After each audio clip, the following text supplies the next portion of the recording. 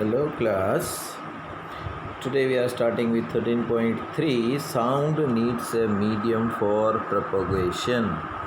जैसे गाड़ी चलाने के लिए रोड की ज़रूरत पड़ती है, पैदल चलने के लिए ज़मीन की ज़रूरत पड़ती है, उसी तरह साउंड जो है वो एक जगह से, देखो अगर मैं बोल रहा हूँ और आपको सुनाई दे रहा है तो जब वो साउंड मेरे से आपकी तरफ पहुँचेगा तो किसी माध्यम के थ्रू पहुंचेगा, तो साउंड को कोई ना कोई मीडियम की ज़रूरत पड़ती है आगे बढ़ने के लिए. When you call up your friend who is standing at a distance, your friend is able to hear your voice. How does the sound propagate or travel to her? अब जब बोलते हो कुछ भी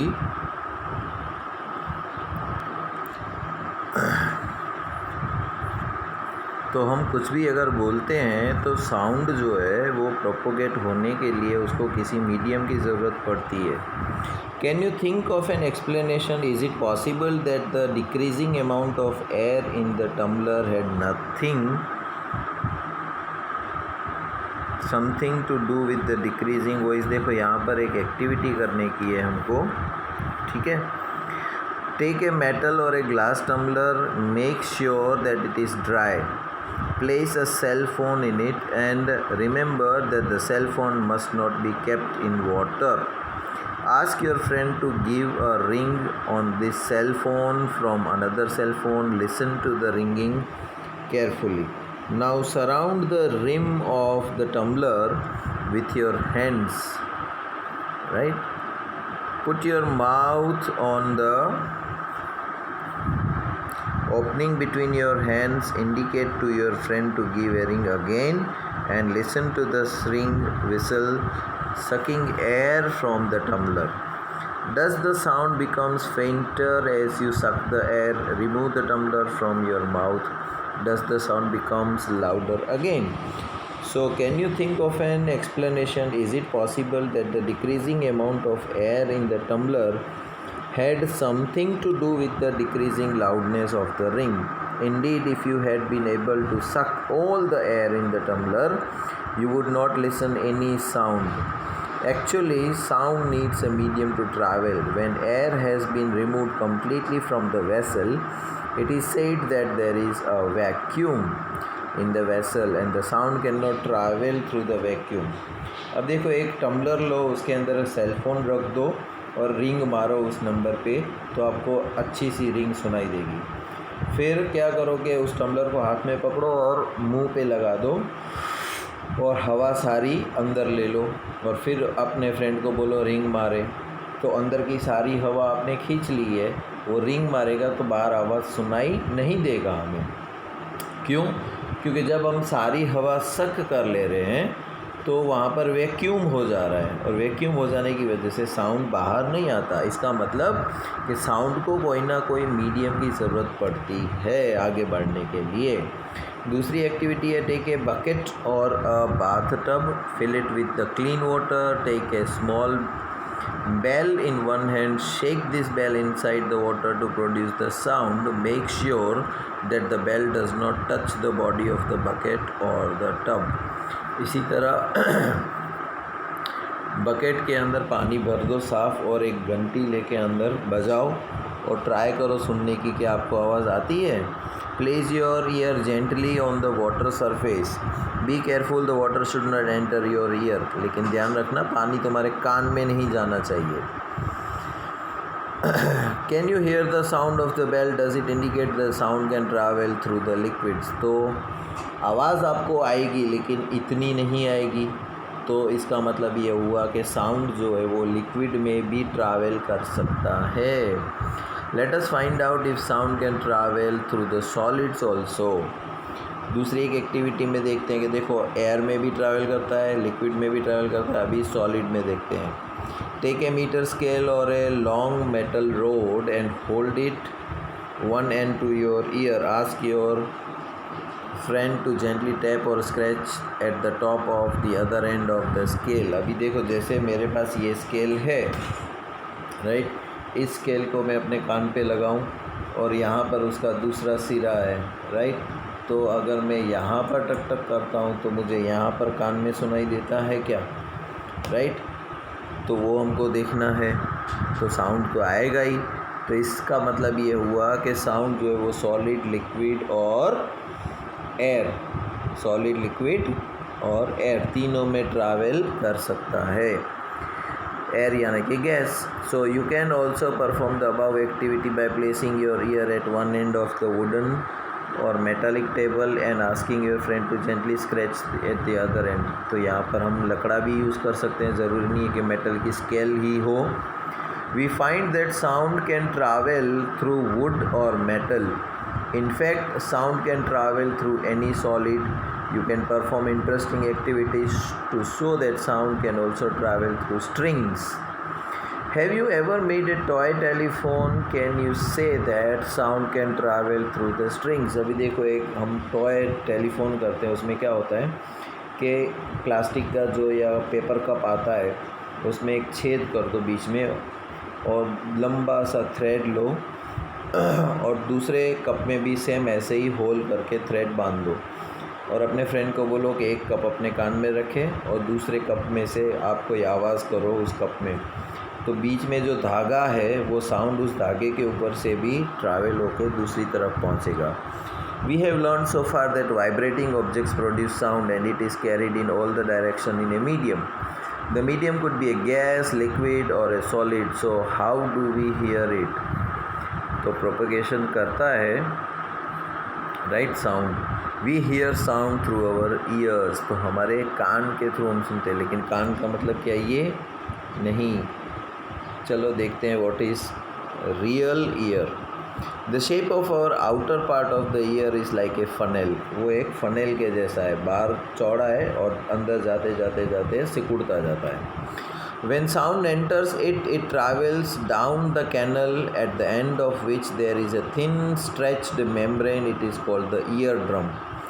तो जहाँ पर एकदम सिकुड़ा पार्ट होता है वहाँ पर एक पतली सी स्किन जैसा होता है, राइट, मेम्ब्रेन होती है जो अंदर साउंड जाती है तो ऐसे ऐसे हिलते वाइब्रेट करती है, जिसको हम बोलते हैं ear drum. It performs an important function. To understand what the eardrum does, let us build a thin can model of the eardrum. Take a plastic or a tin can, cut its ends, stretch a piece of rubber balloon across one end of the can and fasten it with a rubber band. Now put 4 to 5 grains of the dry cereals on the stretched rubber. Now ask your friend to speak hurry, hurry from open end. Observe what happens to the grain. Why do the grains jump up and down? अभी देखो हमने क्या किया, एक glass या bottle लिया, उसके ऊपर एक रबर से बलून बांध दिया, राइट, और उस बलून के ऊपर हमने कुछ दाने रख दिए अनाज के, और नीचे से जब हम आवाज़ करते हैं तो ऊपर गेहूं के या दाने जो रखे थे वो ऐसे ऐसे शेक करने लगते हैं। The eardrum is like a stretched rubber sheet. Sound vibrations make the eardrum vibrate. The eardrum sends vibrations to the inner ear. तो वो वाइब्रेशंस फिर हम अंदर ईयर जो और इनर ईयर जो होता है वहाँ पर सेंड करते हैं। From there the signal goes to the brain and this is how we hear. और ये मेम्ब्रेन जो है, राइट, वो जनरेट करेगी शॉक वेव्स और अंदर के ईयर को ट्रांसफ़र करेगी और वहाँ से फिर इलेक्ट्रिकल सिग्नल में कन्वर्ट होके ब्रेन तक पहुँचेगा और फिर ब्रेन एनालाइज करेगा कि हमें क्या करना चाहिए। What is then amplitude, time period and frequency of a vibration? We have learned that the to and fro motion of an object is known as vibration. This motion is also called oscillatory motion. You have already learnt in earlier classes about the oscillatory motion of its and its time period. The number of oscillations per second is called the frequency.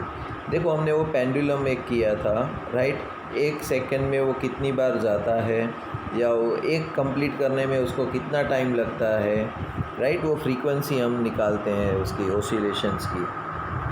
Frequency is expressed in hertz. Its symbol is Hz. A frequency of 1 hertz is 1 oscillation per second. तो 1 hertz की frequency का मतलब ये होता है कि एक oscillation to and fro complete हुआ कितने में, 1 सेकेंड में. If an object oscillates 20 times in 1 second, 1 second में वो 20 बार यूं वाइब्रेशंस करता है, देन हम बोलते हैं कि उसकी फ्रीक्वेंसी है 20 ऑसिलेशंस पर second. You can recognize many familiar sounds without seeing the objects producing them. How is it possible? These sounds must be different to enable you to recognize them. Have you ever thought what factors make them different? देखो, एक साथ कई अलग अलग कोई बच्चे बात कर रहे हैं, अगर तुम ध्यान दोगे थोड़ा सा तो सारी आवाज़ में भी तुम पता लगा सकते हो कि क्लास में कौन बच्चा आवाज़ कर रहा है, कौन शाउट कर रहा है, कौन हंस रहा है.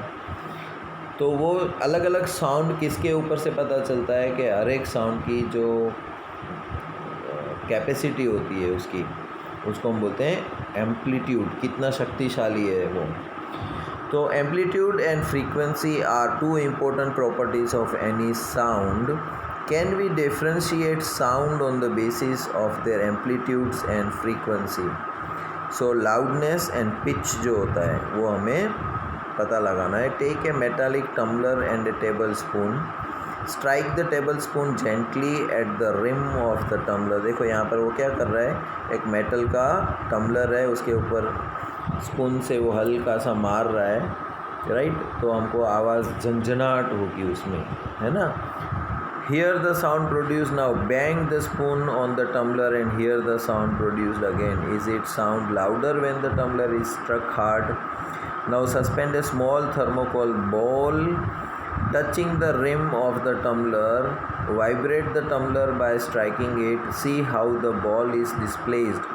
The displacement of the ball is a measure of the amplitude of vibrations of the tumbler. Now strike the tumbler gently and then a little harder. Compare the amplitudes of vibrations of the tumbler in the two cases. In which case is the amplitude larger? अभी हम क्या करेंगे, एक thermocol ball को tumbler के rim के बाजू में रख देंगे और ज़ोर से टम्बलर को स्ट्राइक करेंगे तो वाइब्रेशंस जनरेट होगी और उसके बाजू में जो थर्मोकोल बॉल है वो भी ऐसे ऐसे मूवमेंट करने लगेगा. Loudness of a sound is proportional to the square of the amplitude of a vibrations producing the sound. अभी देखो लाउडनेस जो है वो किसके ऊपर डिपेंड करता है, स्क्वायर. किसका स्क्वायर, एम्पलीट्यूड का डबल. आपका मैक्सिमम साउंड जहाँ तक जाता है उसको हम बोलते हैं एम्पलीट्यूड. वेवलेंथ जो होती है ना उसकी, वो आपको हायर क्लासेस में आएगा, right.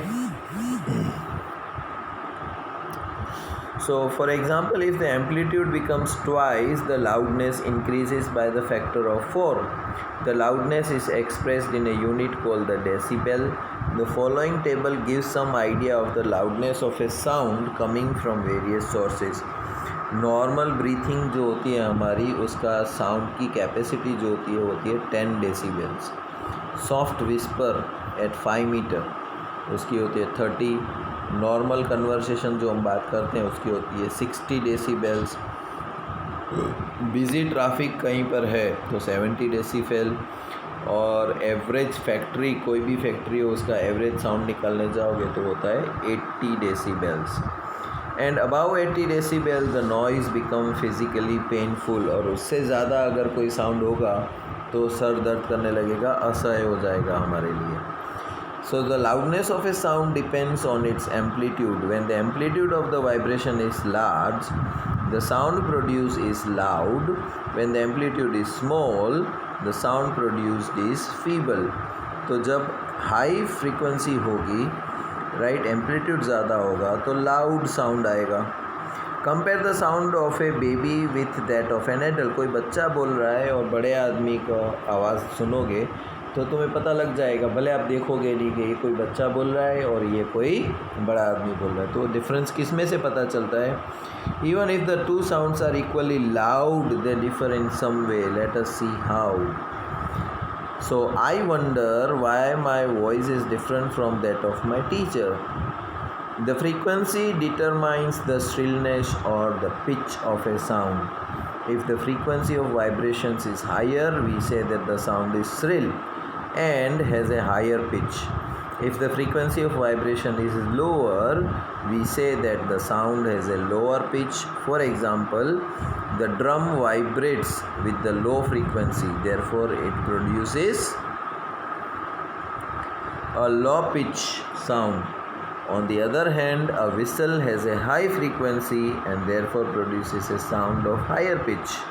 A bird makes a high pitched sound, whereas a lion makes a low pitched roar. However, the roar of a lion is very loud, while the sound of the bird is quite feeble. Every day you hear the voices of children and adults. Do you find any difference in their voices? Can you say that the frequency of the voice of a child is higher than that of an adult? Usually the voice of woman has a higher frequency than that of a man. तो हमको जो अलग अलग किस्म की हर एक आवाज़ जो दूसरे आवाज़ की अलग पड़ती है, वो बिकॉज ऑफ द फ्रीक्वेंसी और एम्पलीट्यूड की वजह से, है ना। आपने कभी कभी देखा होगा कोई आदमी दूसरे किसी की नकल करने की कोशिश करता है ना, तो हम क्या करते हैं, मैच करने की कोशिश करते हैं वो फ्रीक्वेंसी अंदाज से। तो जो मिमिक्री आर्टिस्ट होते हैं वो उसको अच्छी तरह कर लेते हैं, राइट। तो आपको हूबहू लगता है कि हाँ ये कोई फिल्म स्टार ही बोल रहा है, लेकिन होता कोई नॉर्मल आदमी है, राइट। इसके आगे का है ऑडिबल एंड इनऑडिबल साउंड्स, ये हम कल करेंगे। तब तक के लिए goodbye and take care.